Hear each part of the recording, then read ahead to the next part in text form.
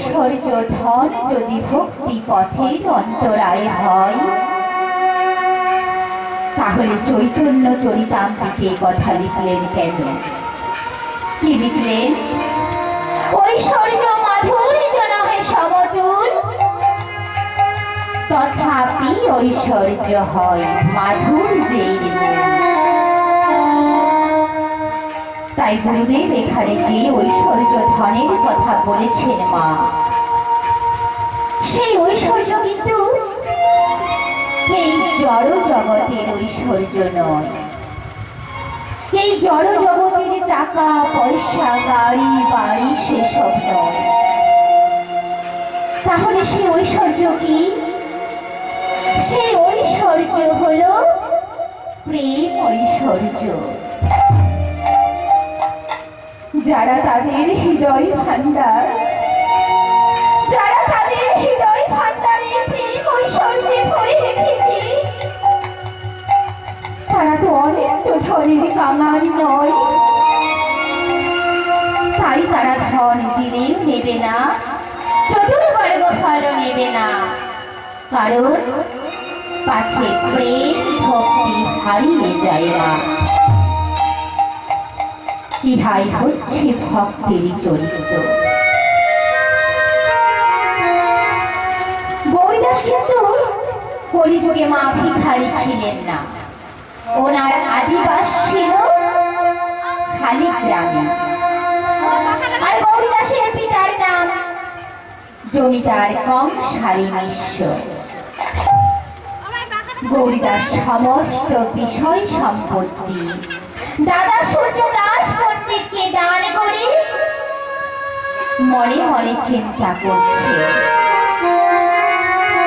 কি চিন্তা করছে? জাতি বিদ্যা মহান্তঞ্চ রূপ যৌবনমেবচ যথার্থ পরিবর্জয়ে পঞ্চাধ্যাত্ম ভক্তি কণ্টকা। গৌরীদাস মনে মনে চিন্তা করছেন, আমারই যশ, আমারই খ্যাতি, আমারই নাম, আমি যদি যত্নে ত্যাগ না করতে পারি, তাহলে তো আমি গুরু কৃপা লাভ করতে পারবো না, কৃষ্ণ কৃপা লাভ করতে পারবো না। তাই গৌরীদাস দাদা সূর্যদাস পণ্ডিতকে বলছেন, দাদা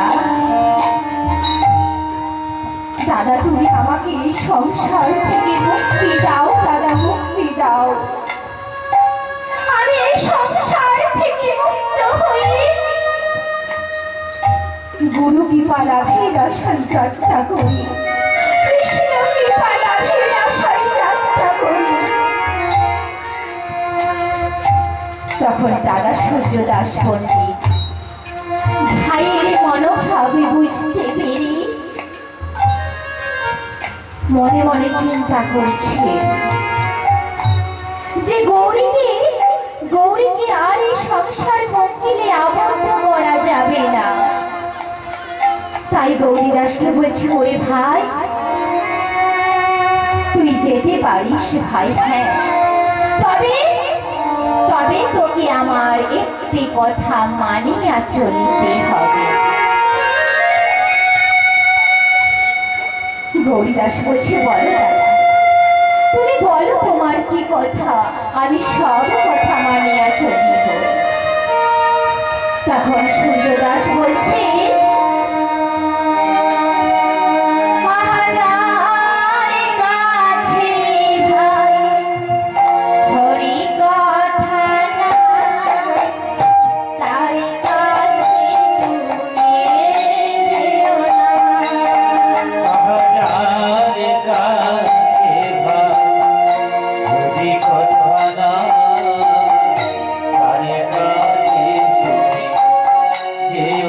না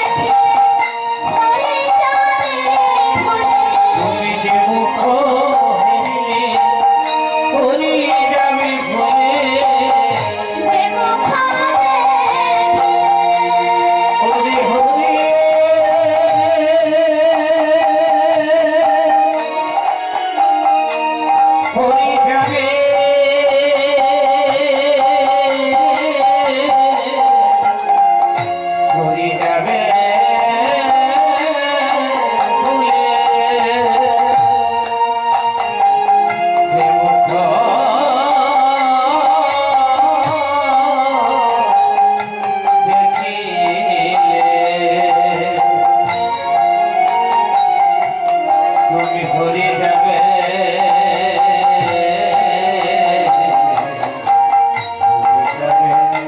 ভরে যাবে ভুলে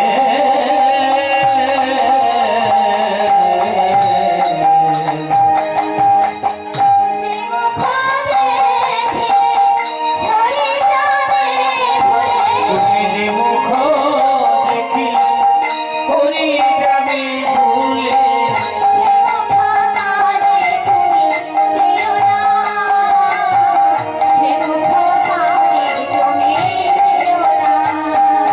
তুমি যে মুখ হেরিলে ভরে যাবে ভুলে সে মুখ প্রায় প্রিয় না সে মুখ প্রায় কেউ না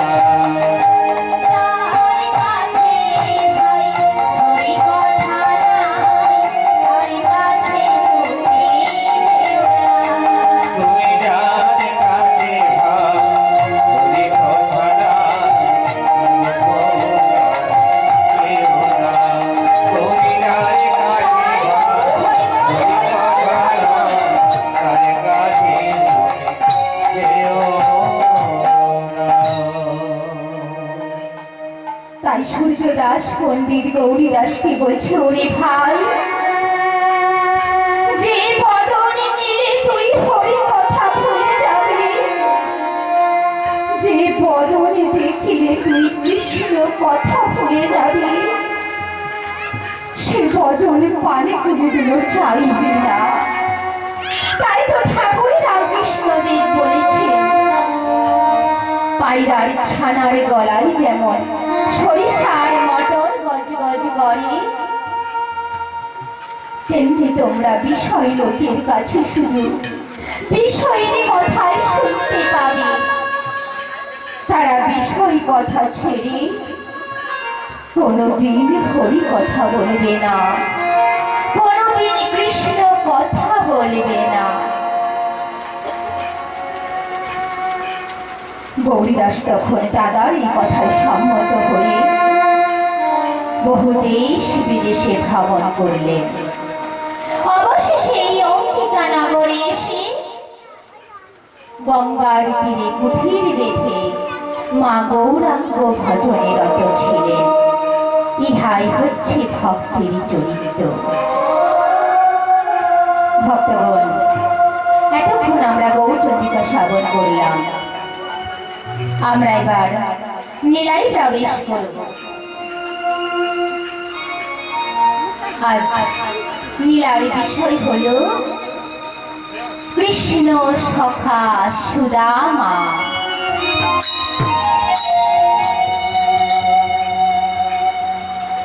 তাই নীলায় যাবার আগে আমরা সকলে কোথায় যাব? কোথায় যাব? বৃন্দাবনে। মায়েরা বলতে পারছেন না, বাবারা ঠিক করে দিলেন, দেখলেন তো? বৃন্দাবনে যাব। বৃন্দাবনে যাব তো, কিন্তু কি হয়েছে বলতে যাব? বৃন্দাবনের বল কি? রাধে রাধে। আমরা সকলে রাধে রাধে বলতে বলতে চলুন বৃন্দাবনে যাই।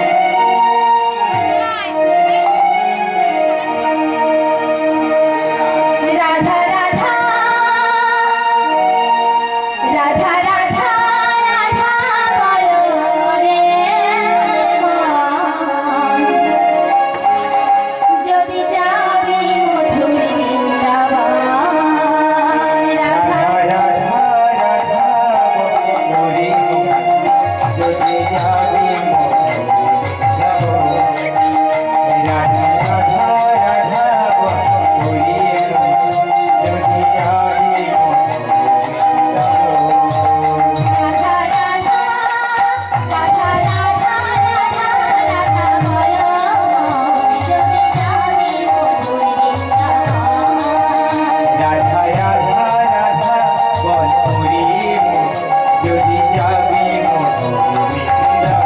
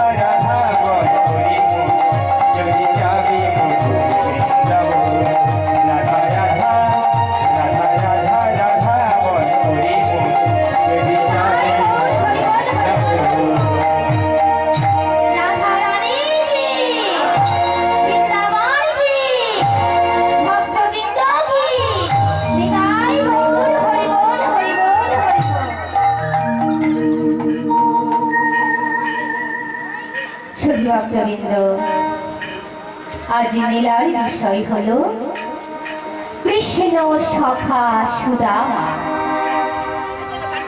কৃষ্ণ বলরাম ছিলেন ধনাঢ্য বসুদেবের পুত্র, আর সুদামা দরিদ্র ব্রাহ্মণের ছেলে।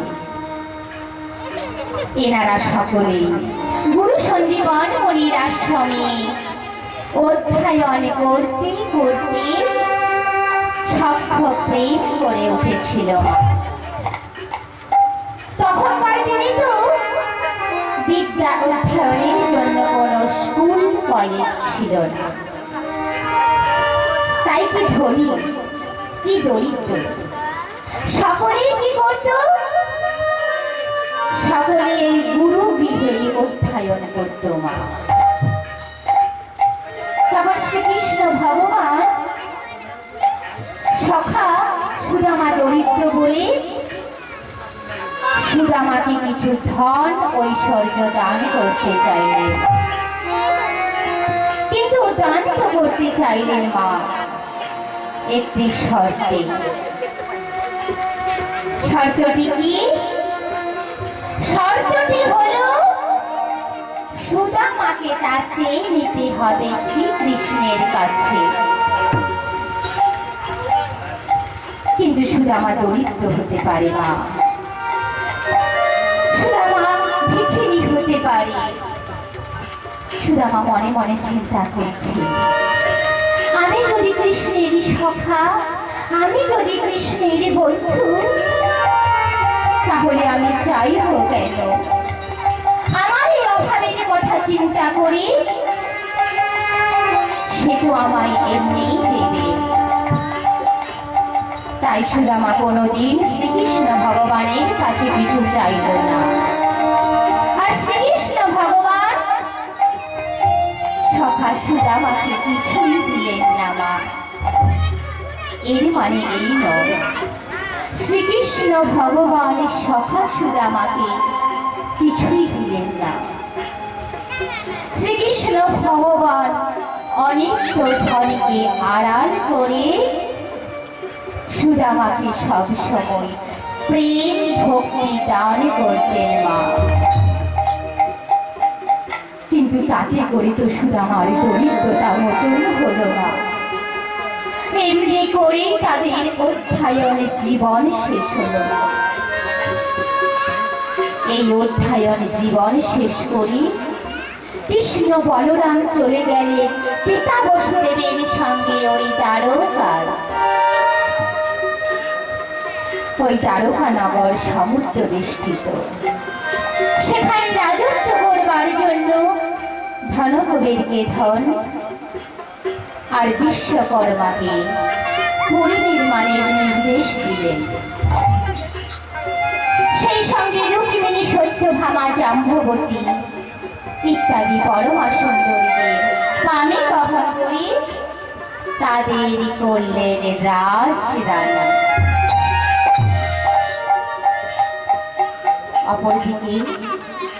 অপরদিকে সুদামার সংসারে ভিক্ষাজীবী মা বহুদিন কৃষ্ণ সঙ্গ ছাড়া হওয়ায় তাদের সাক্ষাৎ যোগাযোগ হচ্ছে না। এর মানে এই নয় তাদের সখ্য প্রেমের সূত্র কিন্তু ছিন্ন হচ্ছে না। তাই এই প্রসঙ্গে পদকর্তা গোবিন্দ দাস কি বলছেন? মা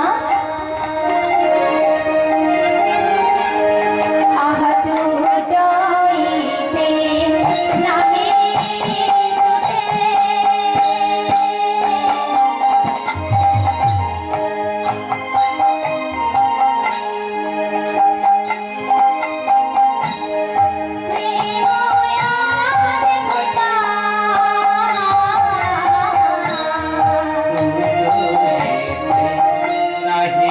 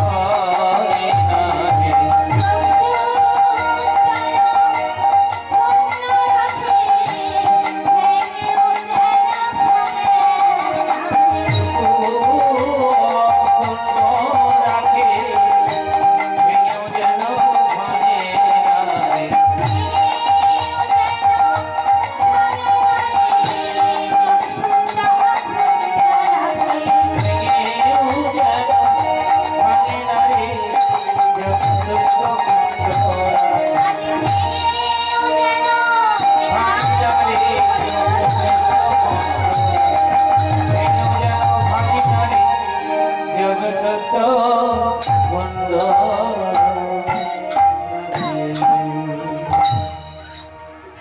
তাই মা পদ্মের মিনাল দেখেছেন তো, সেই পদ্মের মিনালকে ভঙ্গ অবস্থায় দুই খণ্ড করে তুলে সরালেও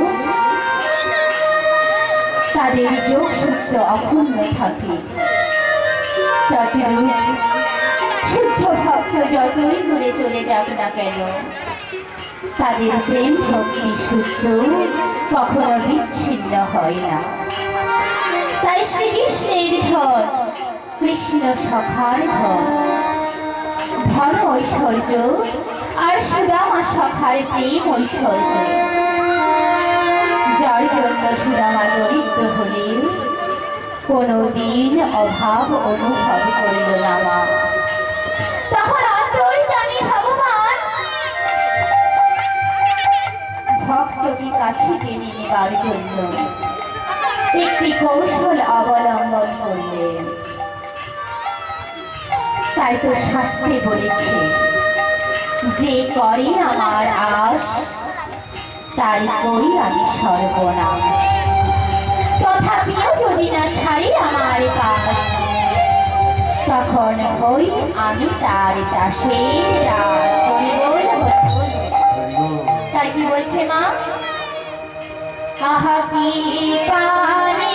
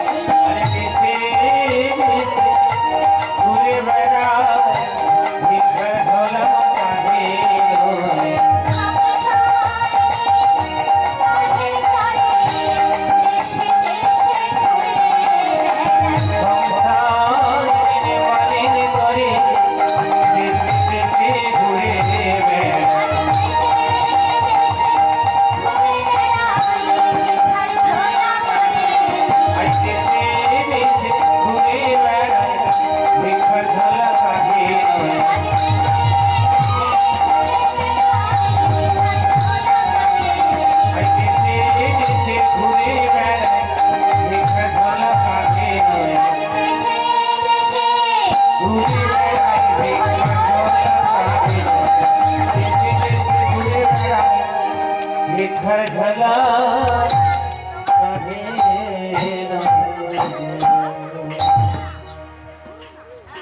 তাই সুদামা দেশে দেশে ঘুরে বেড়াচ্ছে ভিক্ষার ছোলা বাঁধিনি।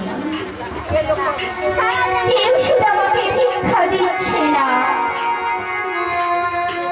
এমন সময় মা দেশে এলো ভয়ঙ্কর দুর্ভিক্ষ। যারা সুদামাকে কিছু কিছু ভিক্ষা দিতে, অন্তর্যামী ভগবান কি করলেন? অন্তর্যামী ভগবান তাদের অন্তরের মধ্যে প্রবেশ করে তাদের ভিক্ষা দেবার প্রকৃতি হরণ করে নিয়েছে মা। তাই কোথাও আর ভিক্ষা পাচ্ছে না।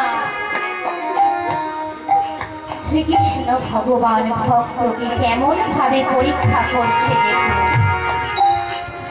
সুদামার সর্বস্ব নিয়ে নিয়েছে, নিঃস্ব করে দিয়েছে, তবুও সুদামাকে পরীক্ষা করে যাচ্ছে।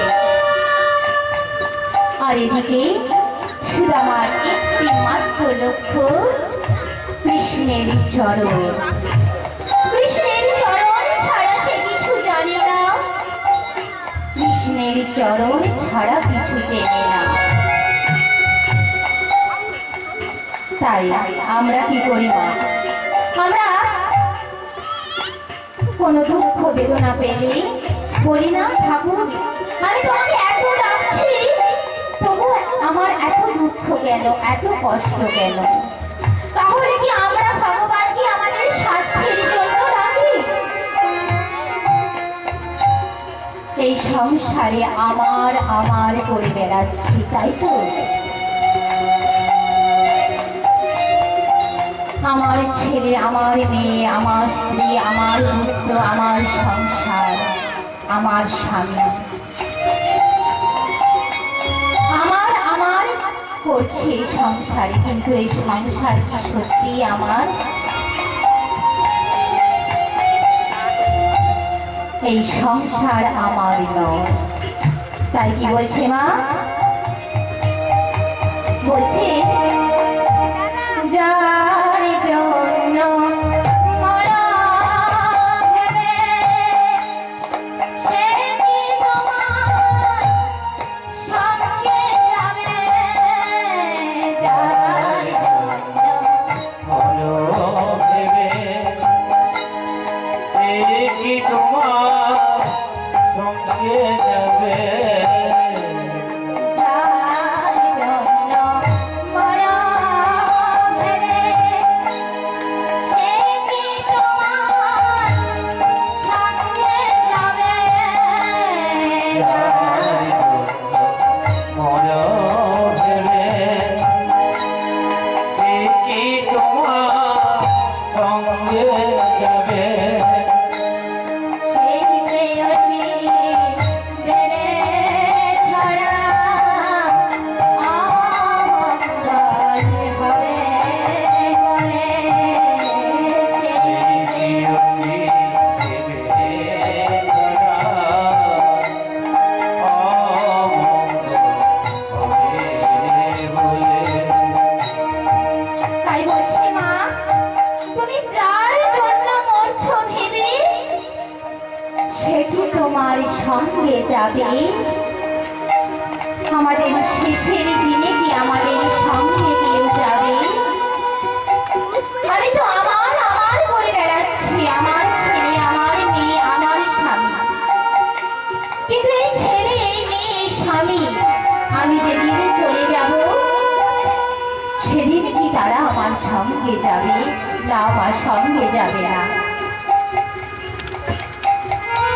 আমি মারা যাওয়ার কিছুক্ষণ পরে আমাকে সেই ঘর থেকে বের করে দেবে, আর আমার আপনজন, আমার স্ত্রী, আমার স্বামী গোবর জলে ছড়া দেবে মা। তাই সংসার কিন্তু আমার নয়। এই সংসারে আমাদের অবস্থা হলো মৌমাছির মতো। কেন? মৌমাছি কি করে মা? নানা জায়গা থেকে নানা ফুল থেকে মধু সংগ্রহ করে আনে, তাই তো? মধু সংগ্রহ করে এনে সেই মৌচাকে ভর্তি করে, আর সেই মৌচাক যখন মধুতে পরিপূর্ণ হয়ে যায়, শিকারী এসে সেই মৌচাকের গাছে আগুন ধরিয়ে দেয়। তাই যত মৌমাছি থাকে অনেকে পুড়ে মারা যায়, আবার অনেকে পালিয়ে যায়, কিন্তু সেই মধু যে সারা জীবন তারা সংগ্রহ করল, ভোগ করল কে? ওই শিকারী। ওই মৌচাক থেকে মধু নিয়ে ওই শিকারী ব্যবসা করল। তাই সারা জীবন আমাদের এই সংসারে আমরা শুধু দিয়েই যাচ্ছি, বিনিময়ে পাবো না কিছু। তাই তো শুধু আমার এত দুঃখ, এত কষ্ট, এত যন্ত্রণা, কিন্তু শুধু আমার একটি মাত্র লক্ষ্য, কৃষ্ণের চরণ। তাই সুদামা শ্রীকৃষ্ণ ভগবানকে, অন্তর্যামী ভগবানকে মনে মনে কি বলছে গো? বলছে,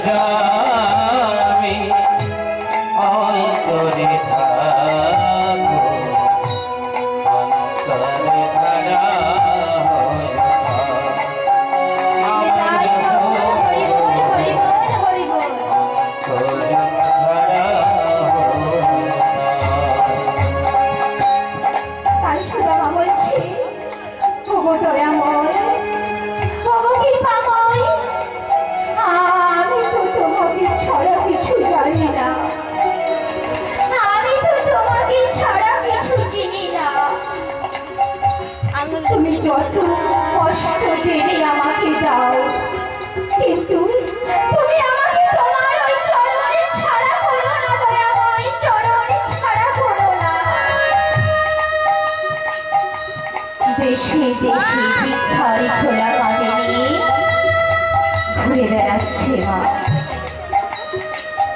কেউ ভিক্ষা দিচ্ছে না, সবাই দূর দূর করে দাঁড়িয়ে দিচ্ছে সুদামাকে, কোথাও সুদামা ভিক্ষা পাচ্ছে না। কে আছে?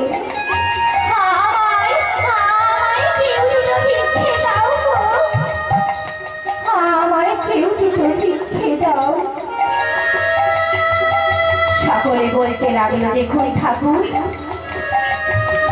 এই দুর্ভিক্ষের দিনে আমরা আপনাকে আর ভিক্ষা দিতে পারবো না,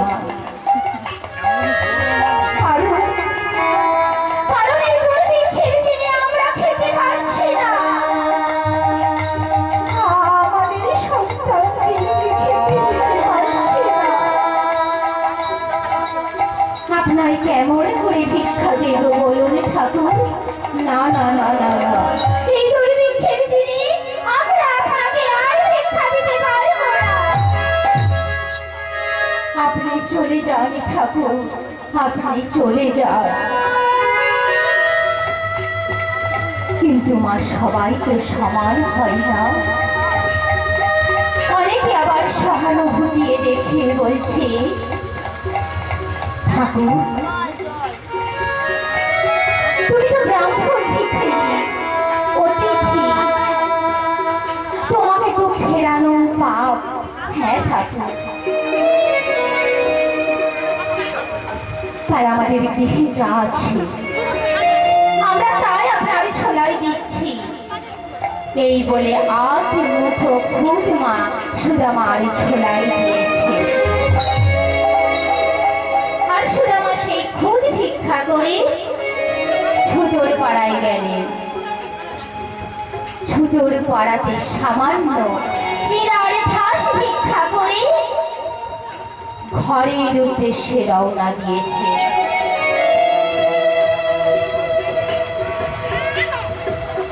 এদিকে লক্ষ্মী দেবীর স্বামীর পথ চেয়ে বসে আছে।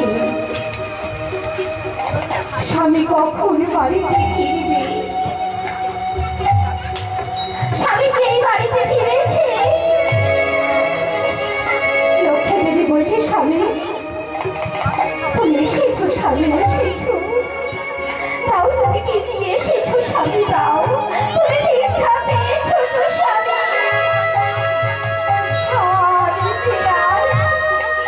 আমি যে আর উপবাস থাকতে পারছি না স্বামী। হ্যাঁ স্বামী,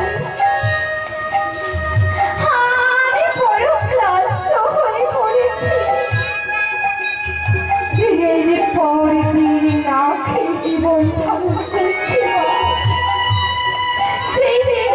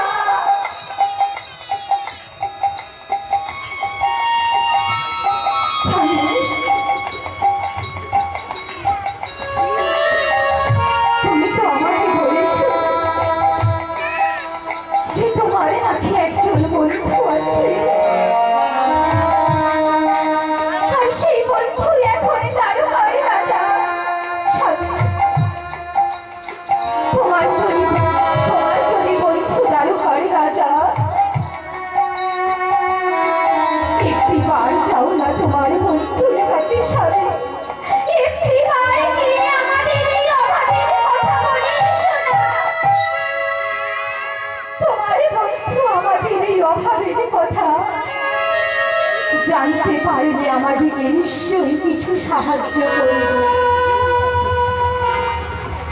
হ্যাঁ স্বামী, তুমি একটিবার যাও স্বামী, তুমি একটিবার যাও। আমি যে বড় ক্লান্ত হয়ে পড়েছি, আমি যে আর পাচ্ছি না স্বামী, আমি আর পাচ্ছি না।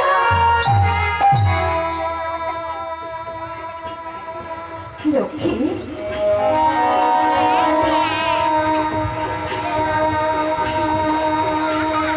তুমি যা বলেছো বলেছো লক্ষ্মী। হ্যাঁ লক্ষ্মী, তুমি দ্বিতীয়বার আরো কথা বলো না লক্ষ্মী, ও কথা বলো না। আমি পারবো না লক্ষ্মী, আমি পারবো না। কেন স্বামী, কেন পারবে না তুমি বলো স্বামী, কেন পারবে না? কেন পারবো না শুনবে লক্ষ্মী? কারণ আমি পাঠ্যরত অবস্থায় কথায় কথায় বন্ধুর কাছে প্রতিজ্ঞা করেছিলাম, আমি বন্ধুকে কোনোদিন কিছু চাইব না। হ্যাঁ লক্ষ্মী, আমার যত দুঃখ, যত কষ্ট, যত বেদনায় আসুক না কেন, আমি কোনোদিন বন্ধুকে কিছু চাইব না। আজ যদি তুমি আমাকে গিয়ে আমার বন্ধুর কাছে কিছু চাইতে বলো, তাহলে তো আমাকে প্রতিজ্ঞা ভঙ্গ করতে হবে লক্ষ্মী। না লক্ষ্মী না, আমি পারবো না, আমার প্রতিজ্ঞা ভঙ্গ করতে আমি পারবো না। তুমি আমাকে ও কথা বলো না লক্ষ্মী, তুমি আমাকে ও কথা বলো না। স্বামী, তুমি কোন প্রতিজ্ঞার কথা বলছো? বলো না স্বামী, তুমি কোন প্রতিজ্ঞার কথা বলছো? তুমি তো আমার ভরণ পোষণের দায়িত্ব নিয়েছো, সেটা তো তুমি পালন করতে পারছো না। তুমি যে সেটা পালন করতে পারছো না,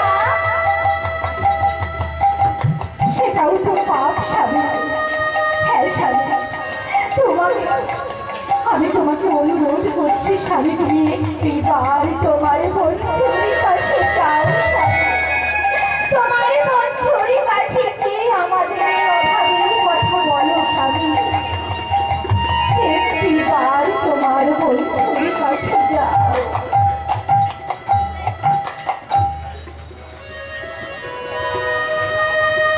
আমরা তো কৃষ্ণ ছাড়া কিছু জানি না, কৃষ্ণ ছাড়া কিছু চিনি না।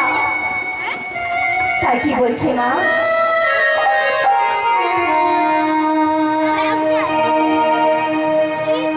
আধার জানে একা আমি খুঁজি গো তোমার, পাথরে পার করে নিও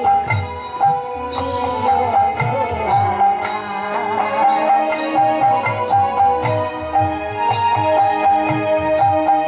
আয় যাবি যাবি তুমি একটিবার গিয়ে আমাদের এই অভাবের কথা তোমার বন্ধুকে বলো স্বামী। একটিবার যাও।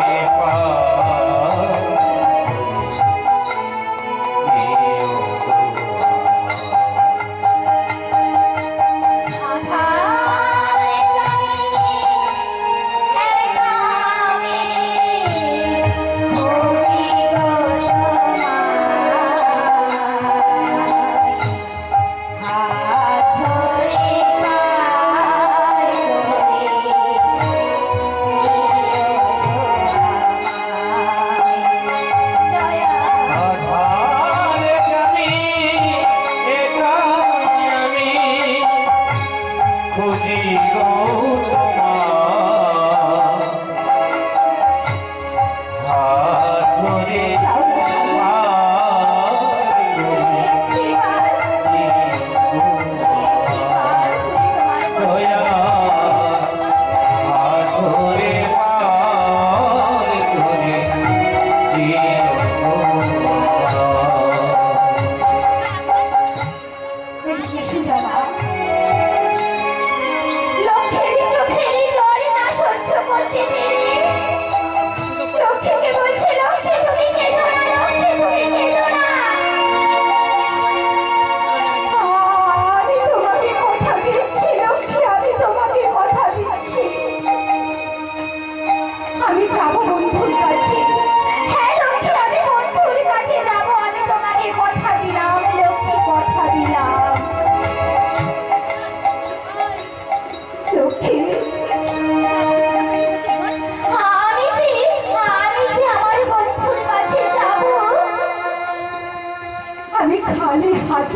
করে যাব আমার বন্ধুর কাছে লক্ষ্মী।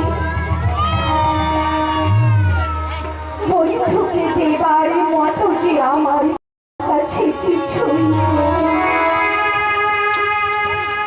আমি তো নিঃস্ব, আমি তো ভিখিরি।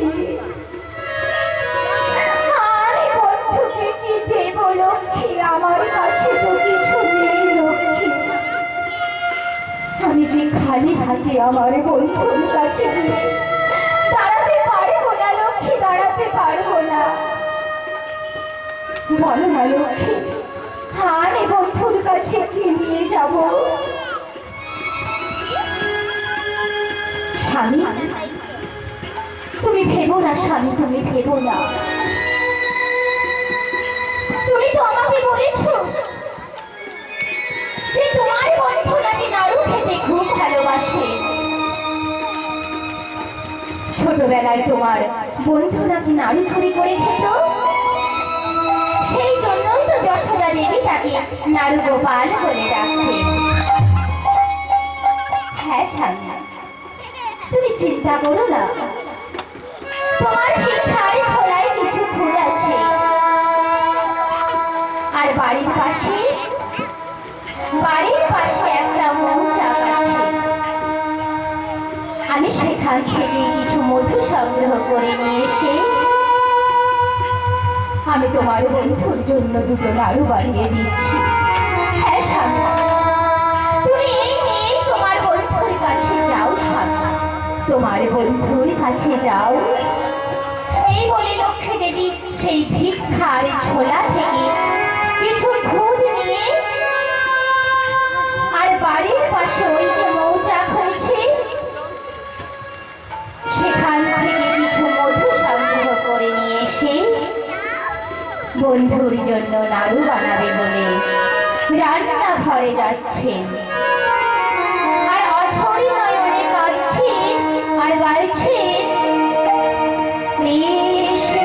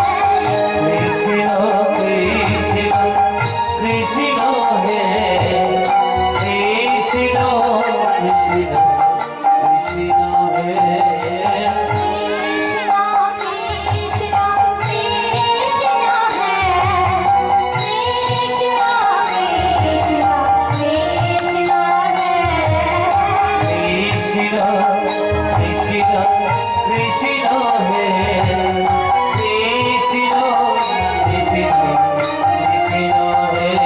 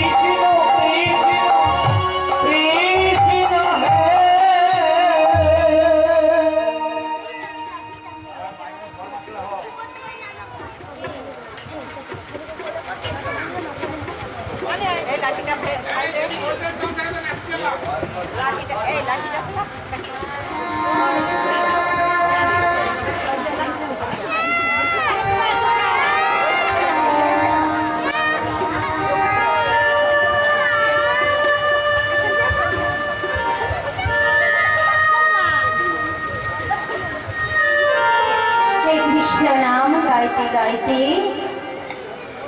লক্ষ্মী দেবী মা বন্ধুর জন্য দুটো নাড়ু বানিয়ে নিয়ে এসে সুদামাকে বলছে, স্বামী এই নাও, স্বামী এই নাও, আমি তোমার বন্ধুর জন্য দুটো নাড়ু বানিয়েছি, এই নিয়েই তুমি তোমার বন্ধুর কাছে যাও, স্বামী বন্ধুর কাছে যাও। এই বলে সেই নাড়ু দুটো কি করলো মা, সেই নাড়ু দুটো সুদামার পাটের অঞ্চলে বেঁধে সুদামার করে তুলে দিয়েছে। আর সুদামা সেই নাড়ু দুটো নিয়ে দ্বারকার উদ্দেশ্যে রওনা দিয়েছে। নাম গাইতে গাইতে দ্বারকায় যাচ্ছে কিভাবে?